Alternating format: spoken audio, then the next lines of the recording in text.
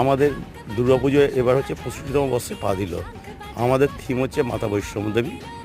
আর budget নিয়ে বলার কিছু নেই। থিম প্যান্ডেলে বা আমাদের ক্লাব পুজো প্রাঙ্গণে যে অনুষ্ঠানগুলো হয় তাদের কোনো একটা বাজেট থাকে না।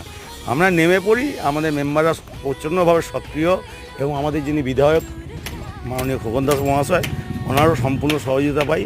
আর পুজোর ব্যাপারে প্রশাসনিক সহযোগিতা না পেলে এত বড় পুজো আমরা এখানে করতে পারতাম না।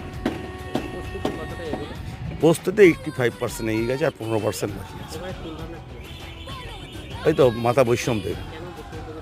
দেখুন, অনেকটা উঁচু পাহাড়ের মধ্যে 18 কিলোমিটার হেঁটে মাতা বৈষ্ণব দেবী, তারপরে 6 কিলোমিটার হচ্ছে ভেরোনাথ।